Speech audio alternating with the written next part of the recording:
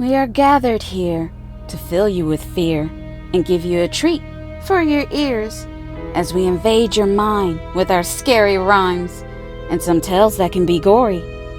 As you bear witness and sit here and listen to our poetic horror stories.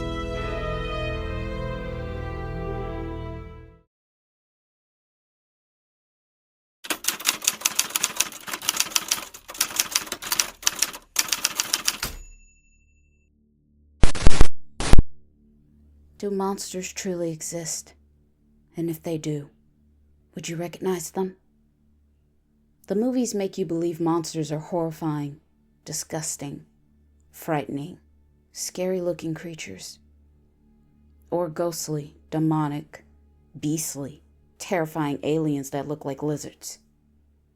Yes, these are the easy monsters that we know we need to avoid. But there are other kinds of monsters that are way more dangerous, and the worst part is, they look normal. They look just like you. They look like me. Yes, they are human beings.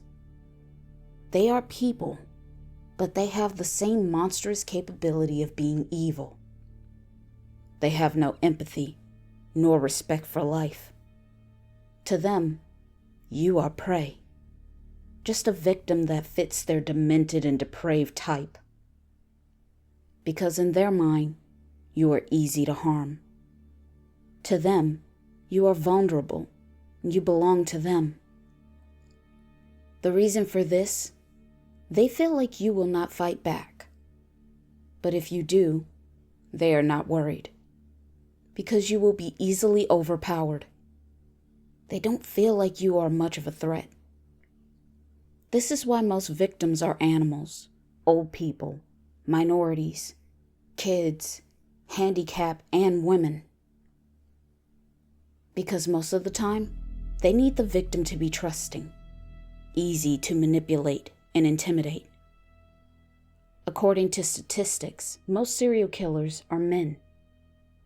I believe that is because they have so much aggression. Men used to be the hunters and breadwinners of the family. They are used to hunting for prey, trapping and slaying it. I believe it's built into a man's DNA. Since they are bigger and stronger, they have a need to dominate. But in our society nowadays, we don't utilize men in the same way. Due to advancements in technology, which makes men feel out of place.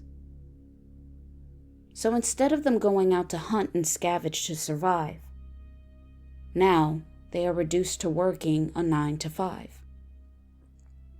There is no real challenge now in their day-to-day lives, which switches their perspective on weaker people to make them feel good about themselves. But unfortunately, that means we most likely know them, because they are people we associate with. They are most likely to be a father, a brother, a husband, a cousin, a lover, a coworker, or a friend. These people already have your trust, so you wouldn't expect them. These are just the facts.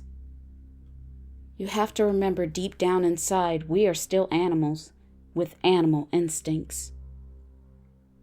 Some people just have the urge to kill. It gives them pure pleasure. It gives them a thrill. This is why, when the police investigate a mysterious death, they look at your family members and friends. They instantly become suspects.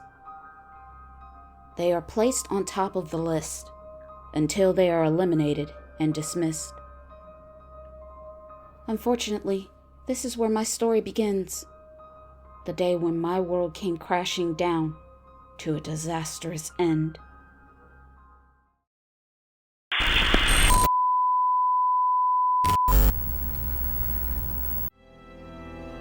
This is just a friendly reminder to please like and comment to let us know how we are doing so far.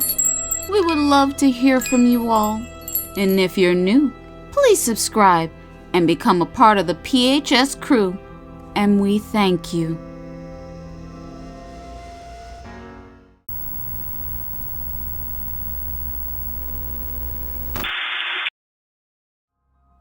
My name is Jennifer, and I have been married to my husband Justin for 15 years. I'm a housewife, and my husband is a truck driver. This is his chosen career. We met when we were in college, when I was 21. We were first best friends, and after we graduated, we quickly got married. My husband is the only real relationship I have ever had. I completely trust him. But no matter how long you've been with someone, you really don't know everything about them. Or you choose to overlook things you question, or you find suspect. This is the predicament I now find myself in. I know nobody's relationship is perfect, and mine is no exception. Like any relationship, you have to work at it, no matter how hard you try and believe you know your partner. We all have skeletons in our closet. It's the true monster you know, hidden away, festering in the dark, taking years and the time to grow. So when your secret finally comes to light, the depth of your depravity is completely exposed. It's shameful and awful. But this has become my waking nightmare, my truth. When I was confronted by a homicide detective with irrefutable proof.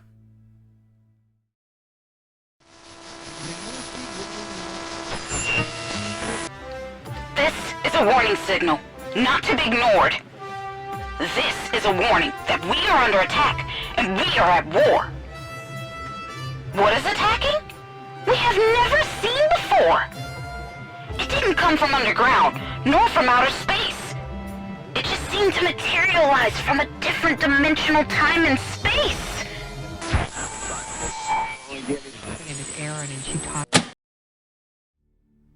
I remember the day when the detective came to my home to speak with me personally. My husband wasn't at home. He was working. He was back on the road. He had been gone for almost a week. When I last spoke to him, he told me he really missed me and was ready to come home. The detective arrived at my door in the early part of the morning, about 8:30 a.m. Bright and early, I had just rolled out of my bed. The detective introduced himself. His name was Detective Moreno. He had been working for 10 years with the police force. His presence took me by surprise. When I answered my door, I was trying to rub the sleep out of my eyes. He showed me his detective badge, and he said, "Can I come in? I have very important information I need to share." I immediately said yes. I could see his facial expression was very serious, which made me afraid that he was here with bad news about my husband. All I could think was he was involved in an accident, or worse, he was dead. I sat down and tried to brace myself for the news. I knew whatever he was going to say, it wasn't going to be good. Detective Morano started off verifying my husband's name. "Are you married to Justin?" Yes, he's my husband. That's him. Detective, can you please tell me what is going on? Why are you here? Detective Morano took a deep breath. Then he said, "I'm investigating a series of murders of young women that started around 2010. And we have irrefutable proof your husband is the one who killed them." I went silent for a moment. I was taken aback and confused. I told the detective. What? You were telling me that my husband is a serial killer? And he's been killing women for about 15 years?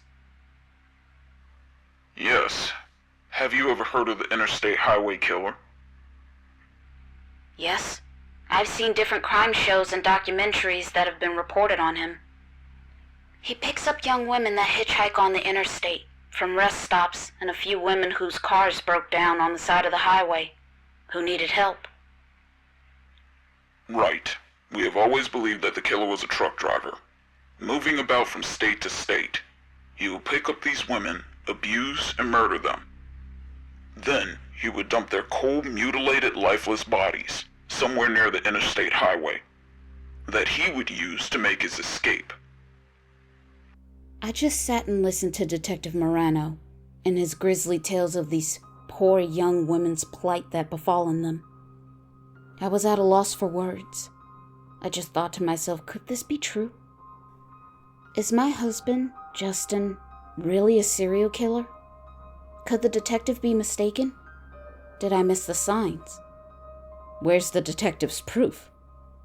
This man I was married to for 15 years, could he really have a dark side that I never knew?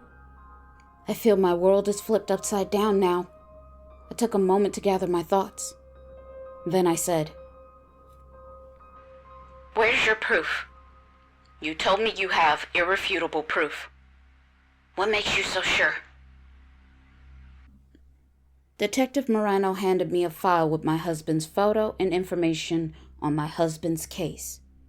Then Detective Morano said, Flip to page 8. Okay. Tell me, what is this page I'm looking at? It's a lab report. It's the profile of his DNA. It matches the interstate highway killer's DNA that was left on most of the victims in our homicide system. I didn't want to believe this. I could feel my consciousness swirling in a dizzy haze. I felt myself falling apart, spiraling down. I felt like I was going to faint. Detective Morano asked me, Are you okay? Here, just take a moment. Let me go and get you some water to drink. Okay, here you go. I know this is a lot of information to take in. Just breathe slowly, in and out. Just try to relax. I felt sickened to know that my husband, the man I married, could do these horrific and terrible things. I was having a hard time consolidating this information in my brain. Then I heard Detective Morano say, We already have your husband in custody. We arrested him this morning at a rest stop in Kansas City. He is being transported back here to Florida today to be booked and interrogated. I came here to inform you we have a warrant to search your home for evidence. And you may want to get yourself an attorney as soon as possible.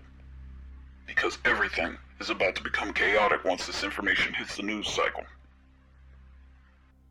I just sat there with tears falling from my eyes, wishing I could wake up from this nightmare, trying my best to contemplate all the reasons why. But before Detective Morano walked out of my home, I had one more question for him.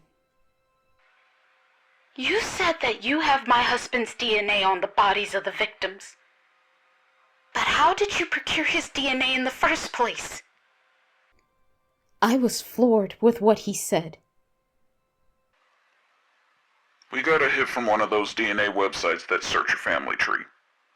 I believe the name is DNA and Me. Then he turned and walked out to leave. I fell down on my floor bawling like a baby when he told me this information. Because now I see. It was a Christmas gift from me. I wanted to know more about his history since I found out I was pregnant. And we were finally starting our own family.